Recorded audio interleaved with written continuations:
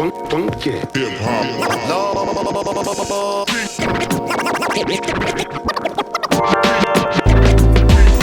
everybody, welcome back Behind the Bar with me this evening. Tonight we're checking out my last in a line of Veil reviews that I've done. Veil Brewing Company, coming in from Richmond, Virginia. This is Crucial Ant. If you remember, I did a review a long while back of Crucial Taunt. And this is Crucial Taunt, which I gave 100 out of 100 and freaking loved. I've heard there's been some batch variation since that release, but this is actually that with mangoes, mango puree and nectar added to it. I love mangoes, so I am pumped to try this beer. So let's get it into a glass. This beer comes courtesy of my man David. Thank you very much, sir. Per usual, you are the man. Pouring it into my newly acquired Belgian beer glass with a little Behind the Bar logo on the back of it. A little swag, guys. A little swag. It's all here. But we'll get into that another time. Pours out. I mean, I say it all the time. Looks like orange juice. I mean, it's haze for days. I mean, it looks really dark on camera, holding up to the light. I mean, you can't see anything through that. About a finger and a half ahead, already getting some glass lacing. This one's clocking in double India Pale Ale at 8.2% from Veil. But it's kind of an orangish yellow. Kind of got like a golden, like sunset straw color. If I was gonna peg it as anything, just like a really nice orangish yellow on that edge of like a sunset. Looks beautiful, beautiful in the glass. Let's see what it smells like. Reminds me a lot of Crucial Taunt. Big, big, big, big tropical fruits.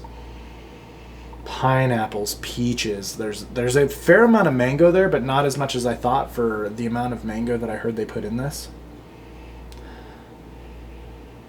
Just a big fruit sweetness. I'm getting some like kind of hop matter aroma. I'm getting some grassy elements, lemongrass, like just fresh cut grass. Kind of like a floral bouquet of flower thing. A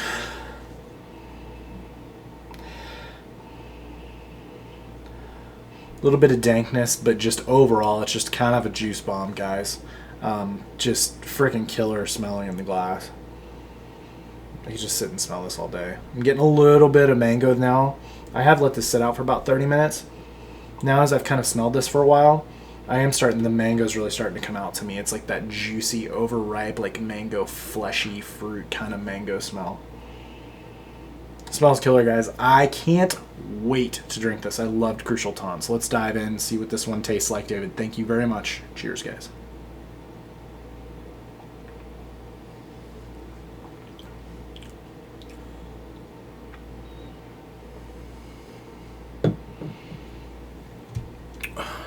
This was canned on 6/14, as an FYI, which time of recording we're about three and a half weeks old.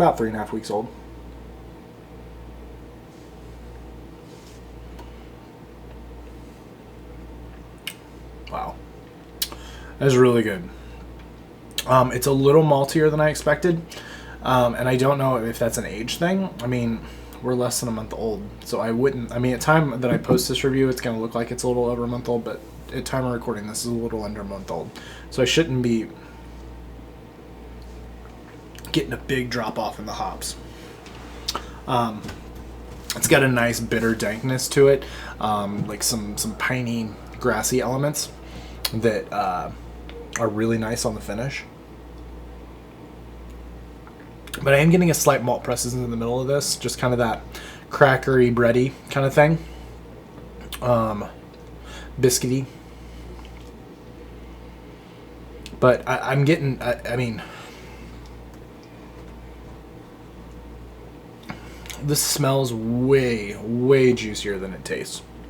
I'm getting a good amount of peachy, mango, orangish, some pineapple, maybe even some papaya in there.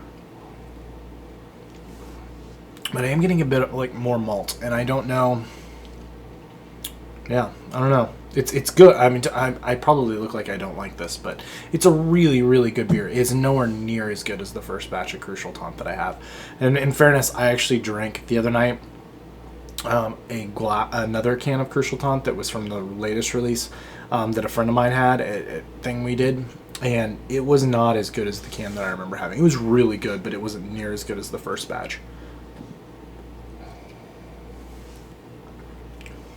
And it is kind of similar to this. I'm getting that mango flesh. I love mangoes, but it's not insanely mango forward. It's definitely there, but it's not. Yeah, it's not as forward as I thought it would be.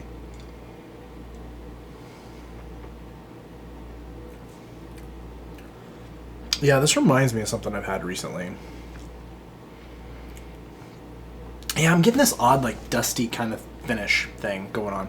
And I actually got it a lot in, can's actually right here, in Dirt Nap that I reviewed a couple days ago, actually, is when I reviewed this.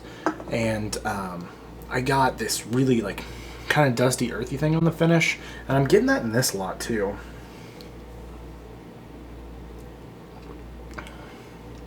In fairness, not getting a lot of booze or anything like that at 8.2% hides that perfectly well. I'm not getting any of that at all. I would probably say this was more in the 6 to 7% range. But yeah, killer beer. I mean, it's not near as good as Crucial Taunt was for me. It's not horribly mango forward. I mean, it's definitely there, but not as mango forward as I thought it would be. It's not like another fruited IPA that I had recently that was 100,000 Trillion that Trillium and Other Half did. That beer was peach, apricot, and something else. Mangoes, I think. Yeah. And that was much more peach and mango and apricot forward, as I got huge apricot in it. Whereas I'm not getting as much peach in this, but not a bad thing. It's still killer, guys. Great beer. I would definitely give it a shot. If you haven't had Crucial Taunt or this, I would definitely go with Crucial Taunt over this for sure. As far as the score, I'm probably going to go about 96 on this. It's really good stuff, David. Thank you very much for sending it to me. If they brew it again, give it a shot, guys. They're brewing a ton of really good stuff right now. So I will keep trying to get Veil as long as they keep producing it. So the pedigree's there, and I'm sure they're going to be killing it as they're getting everything dialed in because they're still insanely new. So 96 out of 100 is where we're going to go with this Behind the Bar. Yeah, thanks for the likes, subscribes, and comments, guys. Until next time. Cheers.